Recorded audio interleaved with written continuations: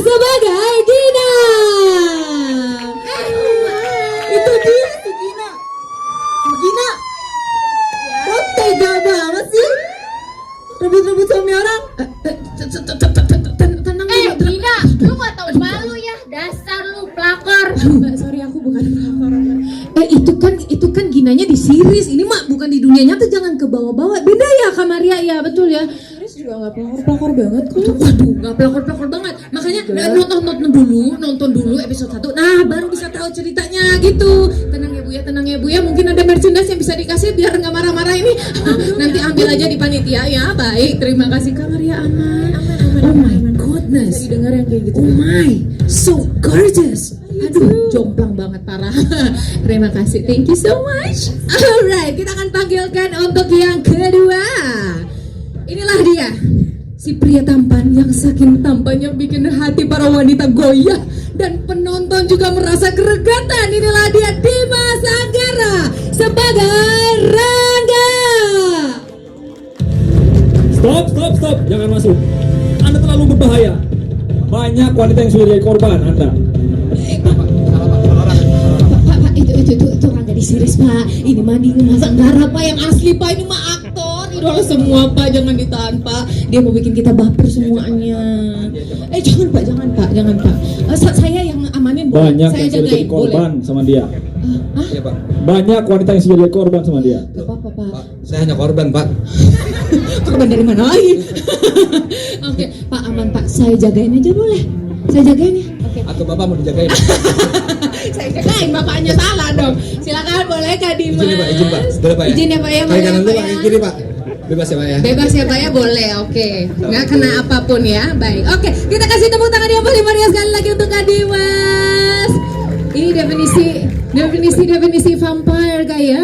Dari zaman saya bocil sampai saya sudah segede ini, masih seperti ini saja ketampanannya. Oh my goodness. Kuncinya cuma air wudhu. Oh wow, seperti sering mendengarnya. Baiklah, oke. Thank you untuk Kamara dan Kak Dimas. Kita akan panggilkan yang berikut ini. Yang berikut ini adalah seorang perempuan yang karena dia mungkin para penonton wanita merasa sangat terwakili sekali. Langsung saja kita panggil, please welcome Marshanda sebagai Syafa.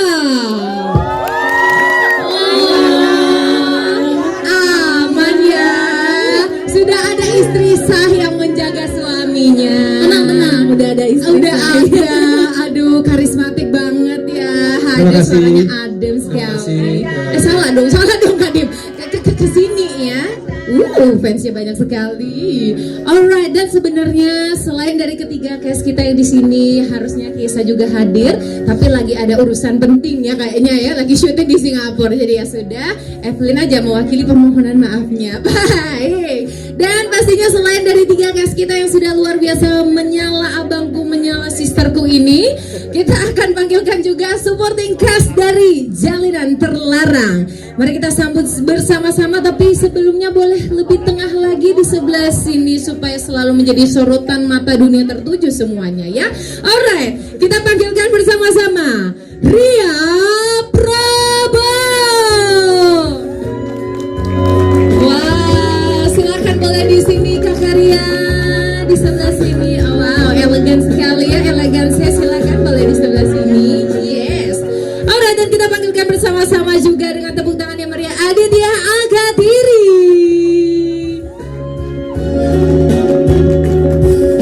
Boleh kasih tepuk tangannya, jangan nanggung-nanggung. Kita lanjutkan untuk Dini Hanifah.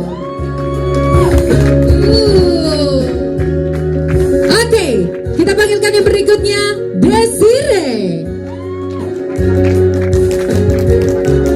Oh my, so yes. Lanjut Zalika Wungguli. Oh so cute. Amanda Gondo Wijoyo. Aura Moore. Verina Adrianti. Dan yang terakhir adalah supporting cast kita Husni Ramdan. Alright, sekarang para cast kita sudah di depan sini, makin menyala bukan karena lampu tapi karena aura-aura bintang mereka yang luar biasa. Kasih tepuk tangan lagi dong.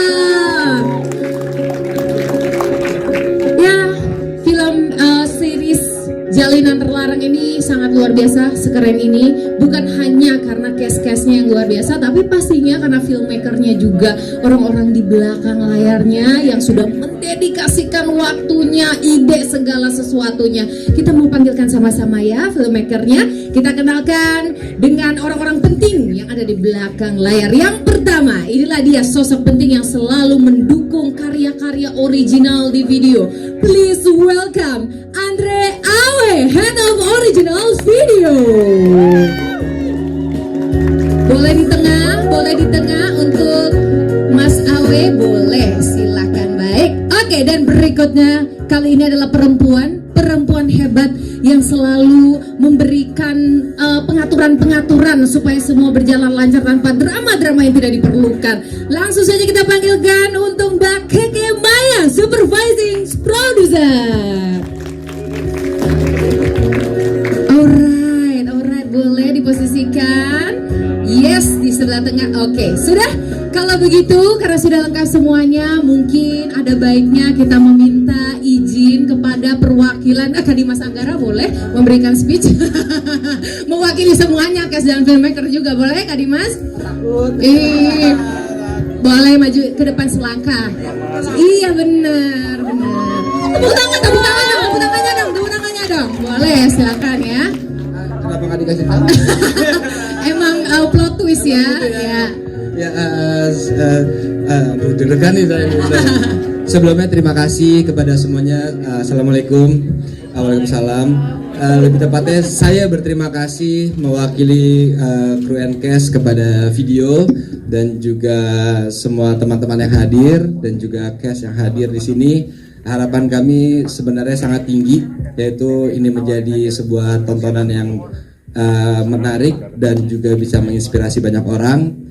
Dan juga saya takut sekarang ngomongnya takut salah, jadi saya serahkan kepada yang berwajib. Terima kasih. Siapakah yang berwajib itu, ya kan? Mungkin ada yang mau menambahkan, silakan dari Mas Awe. Cukup. Dari Maria mungkin?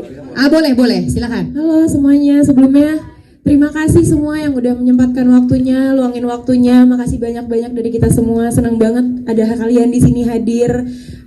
Semoga harapan aku simpel, semoga kalian bisa enjoy sama teman-teman. Ajak kanan kiri kalian teriak-teriakan bareng, ajak keluarga kalian nonton, teman-teman kalian binge watch di rumah. Seru banget, very thrilling. Jadi aku yakin kalian akan enjoy. Terima kasih. Terima kasih juga. Biar adil dan merata ya, terutama kita harus berikan kalian ruang dan waktu untuk istri sah. Silakan Kak Marsyanda. Oke, assalamualaikum warahmatullahi wabarakatuh. Aku cuma satu aja harapannya, semoga yang datang ke sini sekarang nggak cuma hadir hari ini untuk nonton episode pertama Jalinan Terlarang, tapi hadir juga di setiap warna-warni yang akan disajikan dari series ini dan akan suka ikut terlibat, ikut merasakan. Pokoknya semoga menginspirasi seperti kata Dimas, dan semoga bisa rilis saat nonton tuh semua perasaan-perasaan yang pernah dirasakan di dalam hidupnya terasa semua dari film ini terwakilkan. Itu aja, makasih. Terima kasih Kak Marsyanda. Ini juga idola semua ya, dari yang generasi segala macam juga ini sukanya emang Kak Marsyanda banget. Saya suka berantem sama pacar saya gara-gara Kak Marsyanda.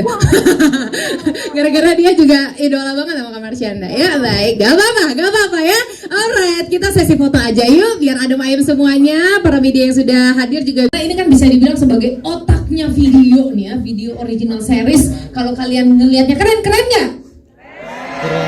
Nagih nggak? Nagih. Nanti kan setiap hari Kamis ya tayang. Oke, pertanyaan untuk Mas Awe, panggilnya Mas Awe ya? Oke, Mas Awe, video kan selalu dikenal dengan keberagaman konten yang beragam dan kreatif di dalamnya gitu ya. Sebagai head of original video, apa sih yang membuat Jalinan Terlarang ini berbeda dibandingkan serial-serial lainnya di video? Mengingat memang tema perselingkuhan tuh sudah cukup banyak diangkat juga di Indonesia ya. Dan apa sih yang sebenarnya ingin dicapai video melalui kisah ini? Silakan. Oke, selamat sore teman-teman media dan para tamu undangan. Menjawab pertanyaan yang tadi, kita tahu banyak sekali cerita perselingkuhan yang sudah beredar, gitu. Sehingga itu menjadi sebuah cambukan untuk kita untuk membuat something yang lebih unik lagi gitu. Apa nih kira-kira gitu. Nah, dalam pemilihan tema ini terkadang tuh kita nggak menyadari segala sesuatunya itu bisa kita jadikan sebuah cerita gitu. Seperti kita melihat sosok Syafa yang hidup menjadi seorang perempuan sandwich generation, dan ternyata hal-hal itu pun juga bisa mempengaruhi bentuk dari keluarga yang dia jalani saat ini gitu. Terus ditambah lagi ketika kita melihat keluarga Syafa yang sangat toksik, dan kebetulan ide cerita itu hadir dari lingkungan saya sendiri, sehingga kita jadi lebih mudah untuk menjabarkan keluarga Syafa tuh ada loh orang yang seperti ini. Real loh, bukan karang-karang. Bukan karang-karang, ini real loh. Jadi ketika kita mendevelop itu, kita percaya komunikasi itu sangat penting. Syafa selama ini hidup dalam komunikasi yang tidak lancar Dengan suami ya. dengan suami, dan juga Syafa seseorang yang tidak pernah berani mengungkapkan perasaan hati, karena yang Syafa tahu dalam kehidupannya adalah dia cuma ingin menjadi seorang anak ataupun istri yang baik tanpa memikirkan hal-hal yang lain, which is good sebenarnya. Tapi ketika hal-hal itu tidak dijalankan dengan baik, sehingga akan merusak semuanya. Kurang lebih itu sih akar dari kenapa Jalan Terlarang ini kita merasa sangat unik dan cocok untuk kita angkat. Wah, itu sih pasti relatable banget dengan banyak orang. Terima kasih untuk Mas Awe ya. Terutama juga mungkin kita-kita yang suka people pleaser gitu ya. Gemes tapi rasa relate lagi ya kan. Oke, kita berlanjut untuk yang berikutnya kepada Mbak Keke selaku supervising producer ya. Ini menghadirkan tema yang cukup emosional dan juga kompleks banget, terutama terkait dengan dinamika rumah tangga. Apa sih tantangan terbesar dari seorang supervising producer dalam mengarahkan produksi film ini, series ini, baik dari segi teknis maupun emosional? Silakan. Oke. Mbak Keke. Terima kasih semuanya yang sudah hadir di sore ini, dan semoga menonton sampai episode terakhir ya untuk series ini. Pasti itu pasti ya. Kalau di produksi ini sebenarnya kita yang beruntung ya dari screenplay film ya, karena kita bekerja sama dengan talent-talent yang sangat luar biasa. Jadi kalau soal acting sih kita nggak usah khawatir lagi ya gitu. Bahkan Gina bisa mengimbangin senior-seniornya nih, wow luar biasa sekali nih ya, keluar dari comfort zone Maria Theodore ya untuk ini.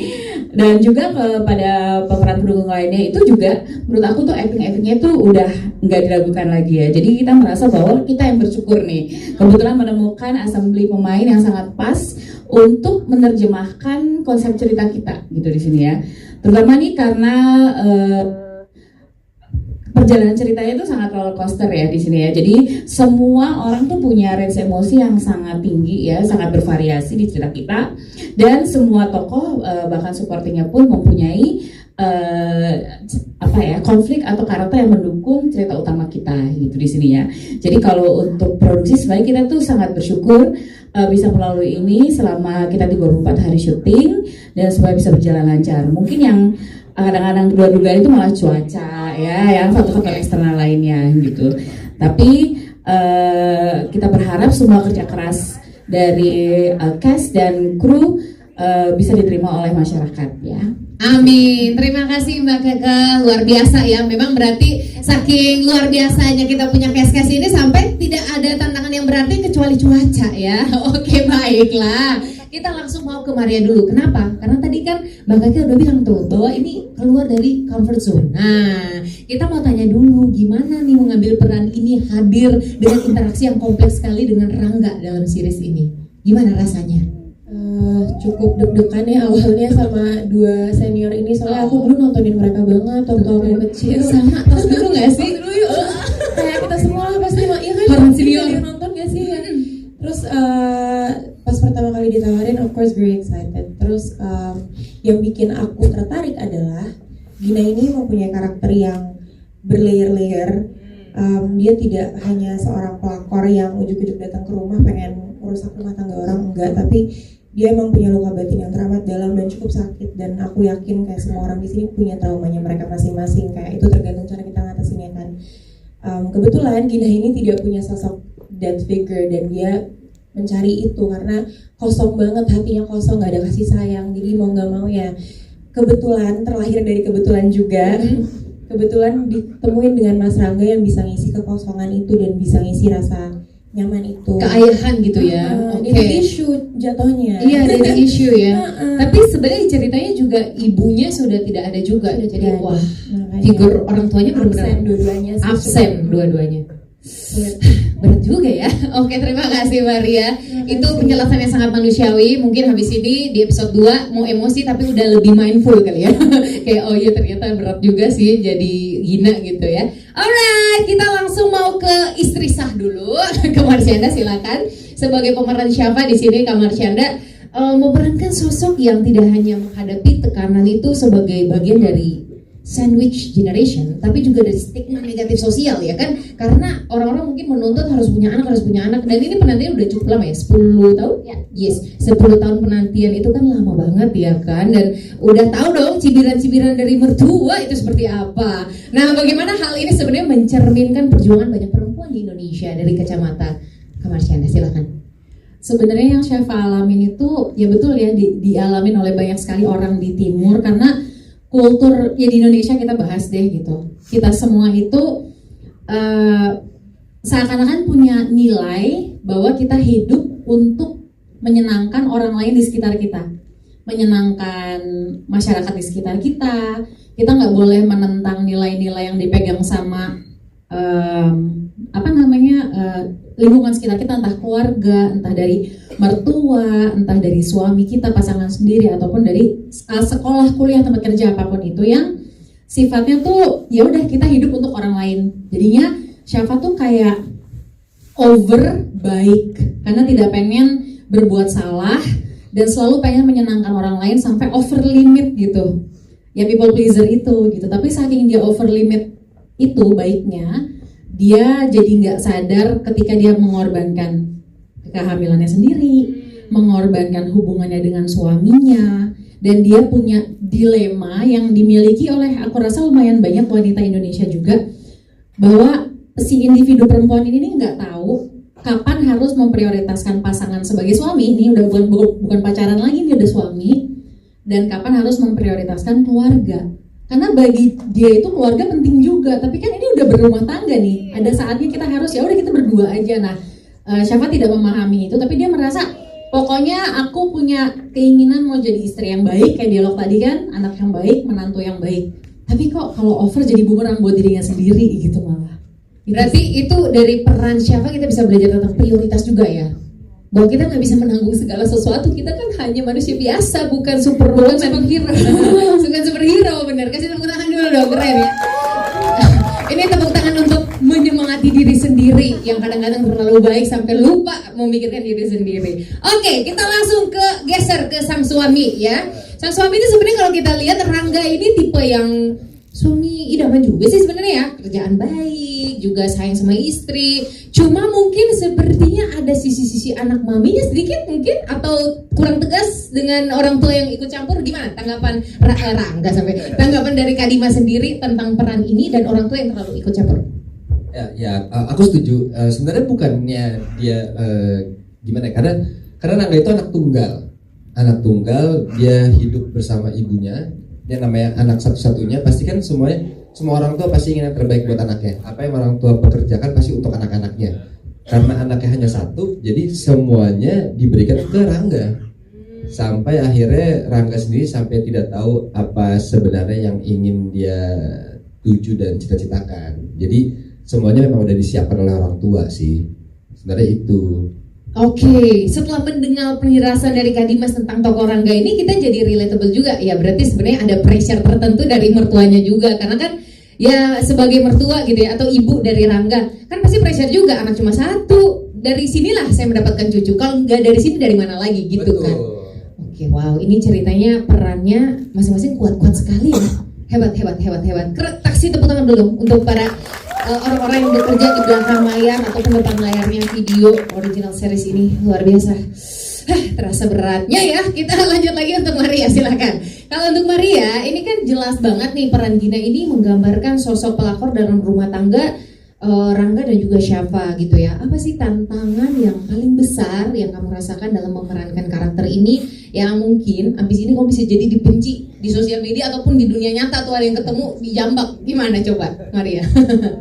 Kalau tantangan terbesar mungkin aku ingin semua yang nonton punya empati lebih aja sih ke karakterku, ke setiap karakter, karena tidak langsung menghakimi, karena ada motivasi kuat dan cukup sakit kenapa Gina melakukan hal yang Gina lakukan gitu. Karena tidak ada sosok ayah itu, makanya dia kehilangan arah, jadi mengarah ke sesuatu yang keliru yang emang tidak saya benarkan. Tapi aku ingin itu sih, penonton lebih berempati dan melihat jelas sisi kekosongan yang Gina rasakan. Aku pengen itu nyampe aja sih. Oke, berarti dari peran Gina ini sebenarnya Maria juga ingin membuka gitu ya mata penonton bahwa ini loh POV anak ini kenapa dia bisa sejauh ini loh gitu.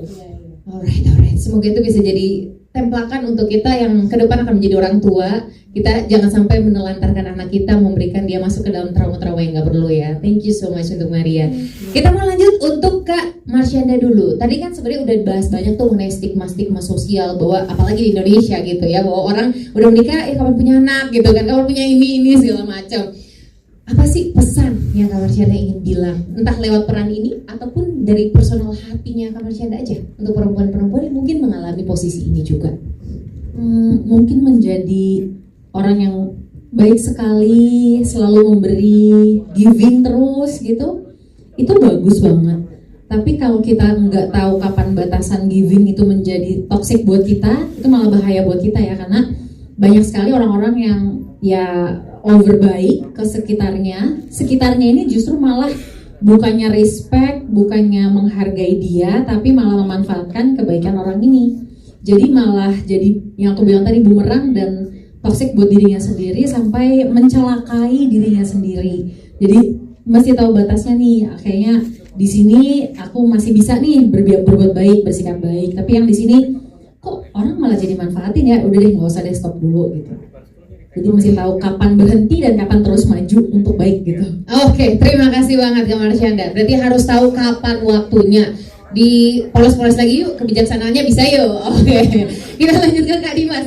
Kalau Kak Dimas, kita melihat di sini kan peran Rangga ini kalau dibilang ya suami istri sebenarnya baik-baik aja nih, harmonis-harmonis aja. Cuma mungkin ada harapan, ekspektasi yang datang dari luar seperti keluarga, masyarakat, dan terutama mengenai memiliki anak ini.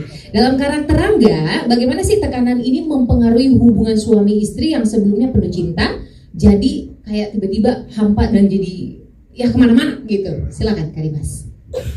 Kok banget ceritanya? Iya emang, emang sudah diatur begitu ya. Sebenarnya ya memang rumah tangga Syafa Marangga ini nggak ada masalah. Cuman permasalahannya adalah komunikasi kami yang tidak seterbuka itu. Karena di rumah tangga ini memang kita personal pribadinya tuh harmonis. Cuman karena Syafa membawa problem dari keluarganya yang tidak terbuka kepada Rangga, dan Rangga sendiri pun juga punya problem komunikasi dengan ibunya yang tidak terbuka juga ke Syafa mungkin. Jadi itu membuat rumah tangga kita menjadi seperti hampa. Jadi ya kayak apa sih namanya, hambar, kekosongan batin gitu ya. Terus banyak segi karena Rangga ini juga orang yang lempeng, dia sama Syafa juga lempeng. Begitu datang orang baru yang memberikan sesuatu yang berbeda, itu menjadi sebuah warna baru buat Rangga. Seperti yang tadinya monokrom dikasih warna merah sedikit menjadi sesuatu yang berbeda kan. Jadi itu ya rumah tangga kami. Ya. Betul. Atau ada juga orang-orang yang kadang-kadang bilang mengenai apa, pubertas kedua ya terjadi pada pria. Nggak tahu. Belum ya.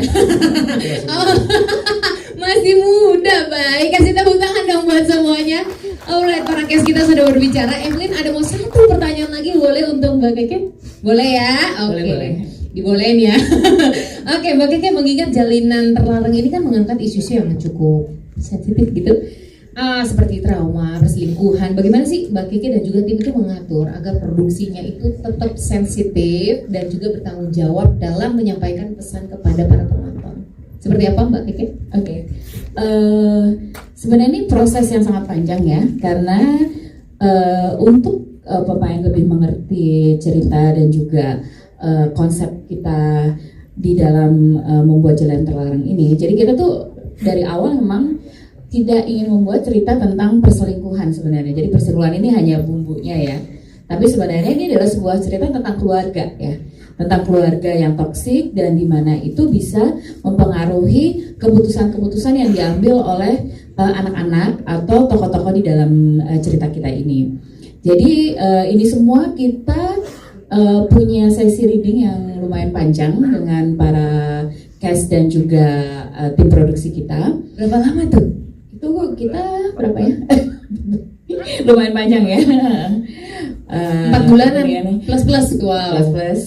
Jadi disitulah kita tuh mengolah ya. Jadi semuanya itu kita obrolin di situ. Misalnya ada skrip pun kita ngobrol dengan pemain juga. Misalnya apakah ini kalau mereka menjadi karakternya, apakah ini udah sesuai Relate, apakah gitu mereka relate, apakah mereka merasa oh ini tidak karakter saya sama sekali gitu. Jadi kita banyak ngobrol, Banyak revisi nggak? Banyak perubahan? revisi tentu. Terus kita juga banyak ngobrol dengan tim video untuk semua masukan-masukan kita di selama kita sesi reading atau pre-production itu untuk memastikan kita tetap align dalam satu konsep yang sama seperti yang udah kita present dari awal gitu. Jadi ini sih sebenarnya sangat penting supaya semua pemain itu menyadari oh sebenarnya dia begini itu karena ada sebabnya gitu. Jadi tidak hanya actingnya di luar saja tapi juga benar-benar dari hati ya, karena mereka benar-benar masuk ke dalam karakter tersebut. Betul. Itu adalah hal yang juga sangat-sangat Evelyn dan penonton di sini rasakan, pastinya karakter yang sangat-sangat kuat dan reasonable-nya sangat valid gitu ya. Jadi orang juga bisa empati dengan setiap karakter yang ada. Keren. Mungkin dari Mas Awi mau menambahkan sesuatu? Itu aja cukup ya. Baik, sudah terangkum oleh Mbak Keke semuanya. Oke, thank you so much. Evelyn kayak merasa ada yang kurang apa ya? Tadi kalau kita melihat ya di episode 1 itu kan bukan cuman cast kita yang di depan sini saja yang bikin kita bergejolak ya kan.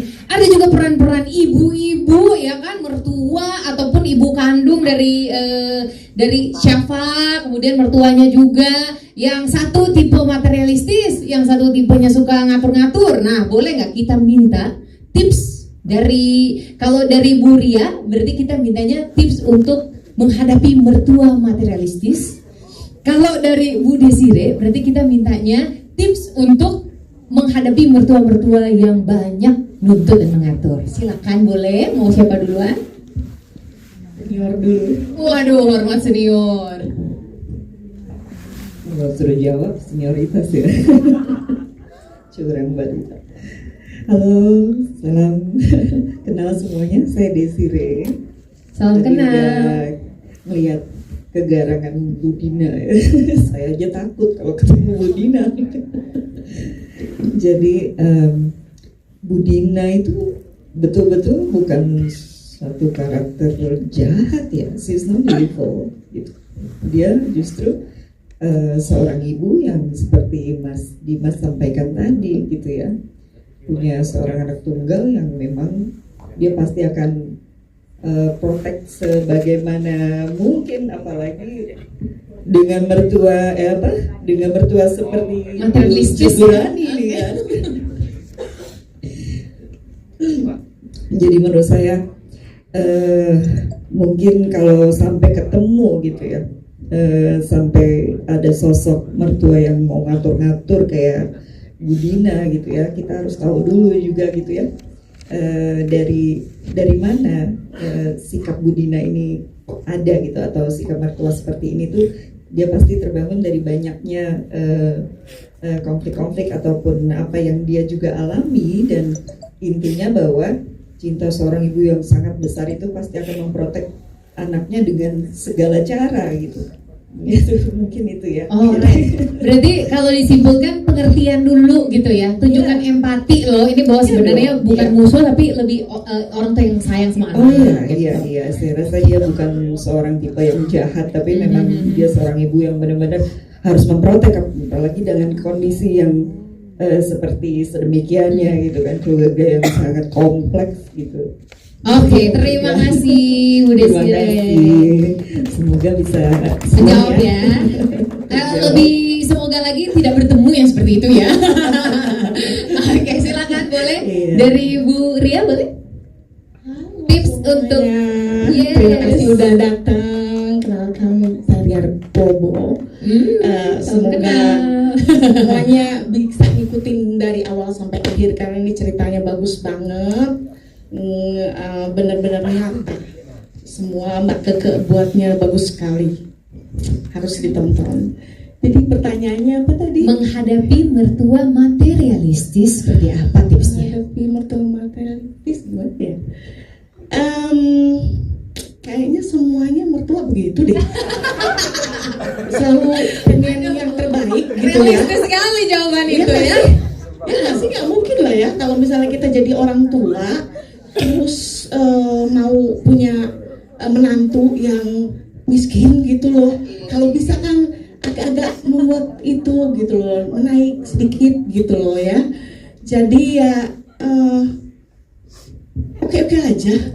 Yang penting itu malah kalau punya mertua materialistis malah membuat kita menjadi itu semangat mencari lebih baik, lebih banyak uang, gitu kan? Iya nggak sih? Iya dong. Kalau misalnya punya mertua yang baik-baik aja, gitu kita juga nggak semangat. Cuma kalau misalnya mertuanya kamu harus begini, harus begitu, harus begini, kita langsung ayo semangat kan? Tercambuk ya. Jadi asik-asik aja. Kalau gitu. Oke, ini pertanyaan terakhir kalau gitu. Lebih pilih menantunya cakep atau menantunya kaya? Dua-duanya aku. Satu maksudnya prioritasnya Menantunya cakep cakep. atau kaya? Tetap kaya. Oke. Ya kaya lah ya pastinya. Kaya ya tetap ya. Kaya dong, karena kaya itu kan bisa ke salon. Bener banget. Bisa. Nanti dibeli kemana, ke butik, jadilah cakep. Kalau kata aku udah cocok jadi menantunya ibu. Oke, terima kasih Bu Ria. Seru sekali ya press conference kita hari ini, sangat berwarna. Alright, Evelyn kasih kesempatan untuk maksimal 3 media ya untuk boleh bertanya. Silakan cepet-cepetan angkat tangan 3, 2, 1. Yes, 1, 2, 3. Yes, sudah dapat 3. Langsung dengan cepat sekali boleh dibantu mic-nya. Asik, Kak Greg. Silakan Kak Greg. Halo, selamat sore. Hai Evelyn. Saya kebetulan bukan dari media, tapi dari komunitas Friends TVT. Pertanyaan saya untuk Mbak Keke dengan Mas Awe. Agak teknikal boleh ya? Tadi saya sempat ngintip di feeds-nya Video Originals. Di situ memang sudah diposting di feeds bahwa untuk timeline rilis series ini itu akan ditayangkan setiap hari Kamis selama beberapa minggu depan.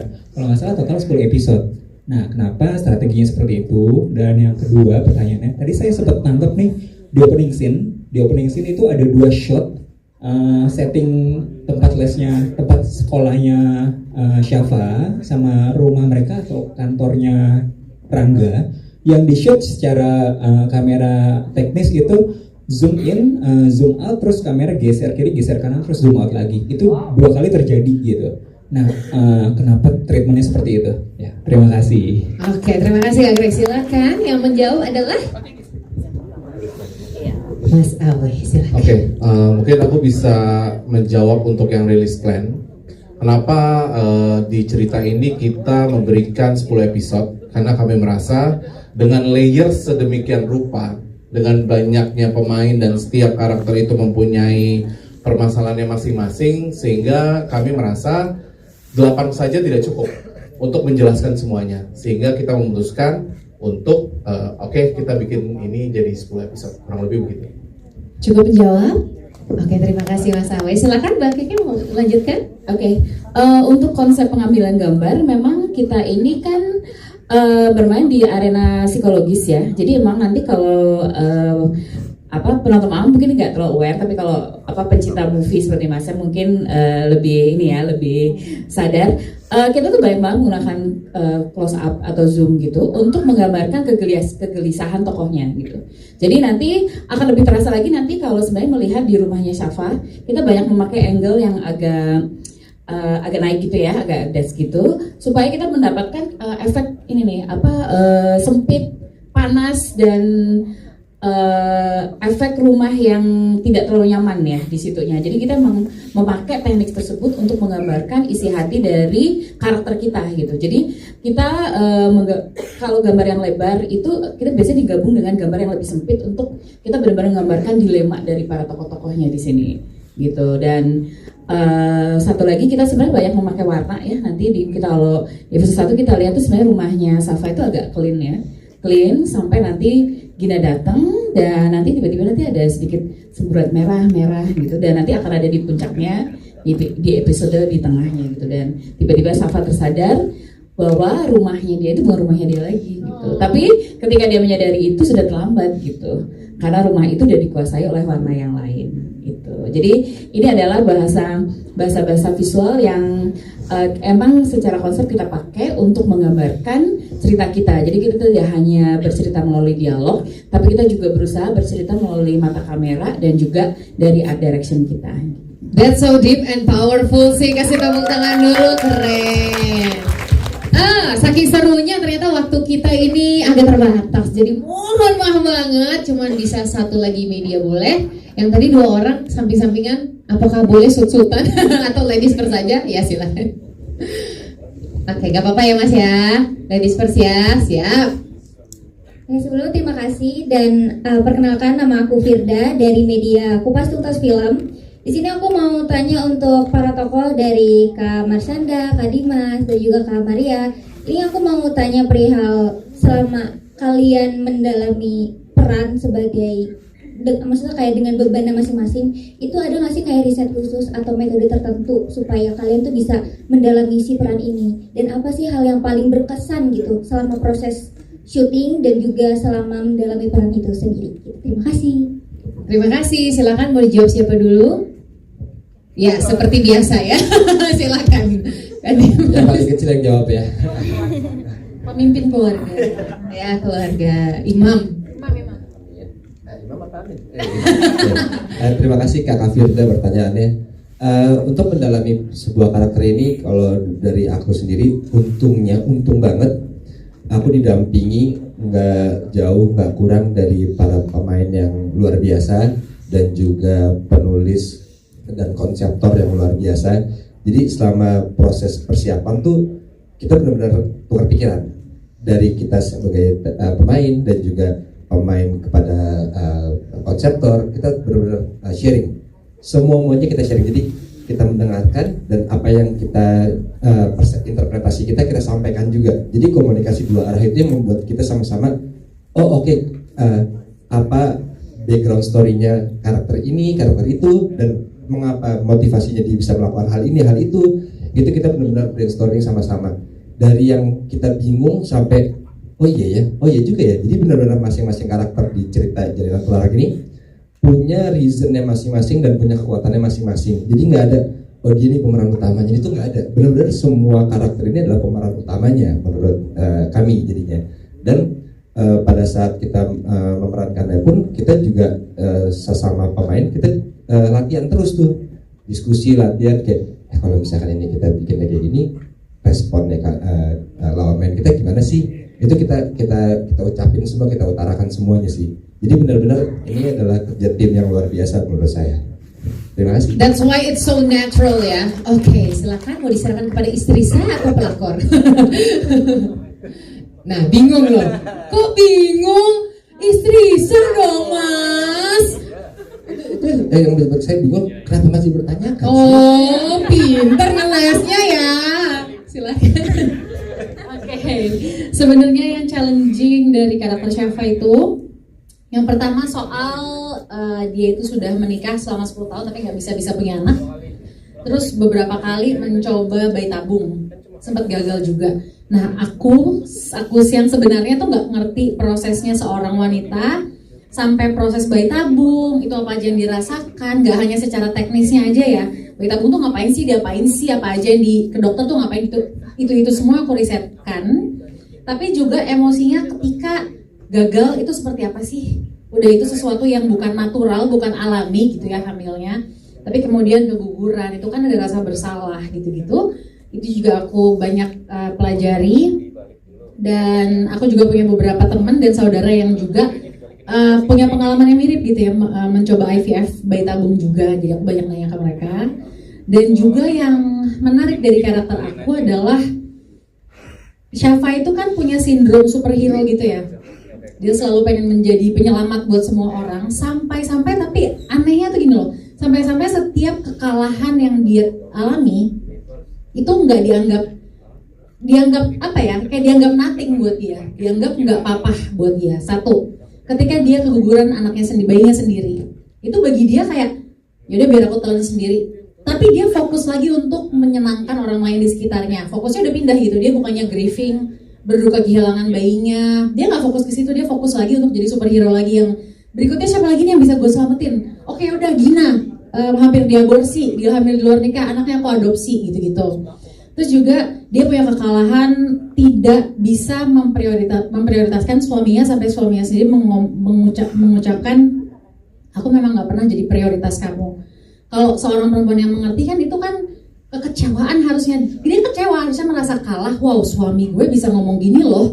Berarti gue udah mematahkan rumah tangga kita. Tapi bagi Syafa, it's nothing. Karena dia mau jadi hero untuk keluarganya. Itu jadi psikologis yang antara baik tapi agak-agak kok berbahaya gitu loh.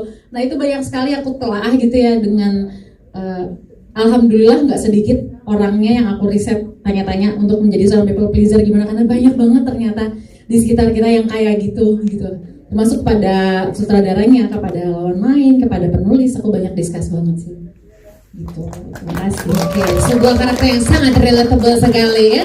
Oke, silahkan boleh Mbak Via.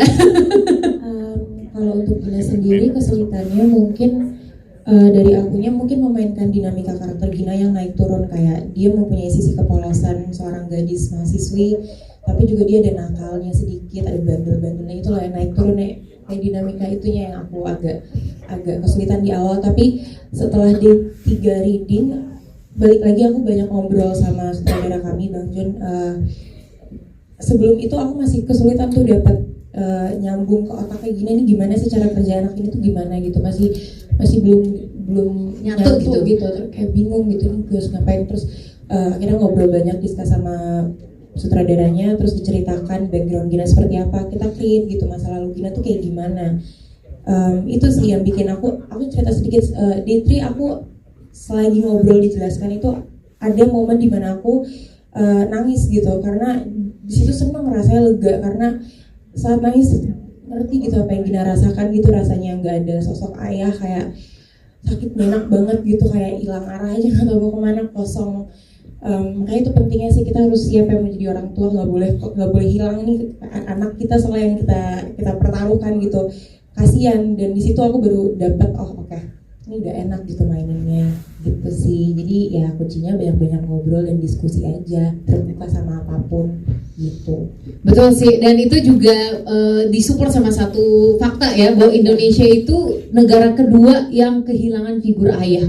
Jadi iya, negara kedua. Iya, di Asia Tenggara ya, di Asia Tenggara. Benar. Yang pertama siapa ya? Coba dicari tahu dulu ya. Cuma ngikutin perkembangan Indonesia aja, iya. Jadi itu bisa banyak banget yang relate juga dengan tokoh itu ya. Oke, baiklah. Tokoh Gina yang bikin sebel tapi ternyata memang itu realistis sekali. Alright, sebelum kita masuk ke sesi foto-foto cantik lagi, kita mau minta satu kata mungkin dari Mas Awi dulu. Terus bergilir, bergeser gitu ya sampai ke Maria lagi. Satu kata untuk video original series Jalinan Terlarang. Terlarang. Ya baik, upaya yang sungguh keras ya. Terima kasih. Lanjut, Mbak Kiki. Kalau saya satu kata itu emosi ya. Oh iya. Merangkum semua emosi. Betul. Siap. Kalau dari Marsyanda? Dipahami. Yang udah terhubung dengan filmnya relate nih. Silakan. Kalau tadi Mas. Karena tadi ada terlarang, aku jalinannya. Astaga, selalu ya punchline-nya loh ini Kak Dimas. Nah ini kan waktu berpikirnya udah agak panjang nih. Tadi kan udah 4 orang nih. Coba apa? Mari. Panas. Ulala. Oke, thank you so much buat para guys.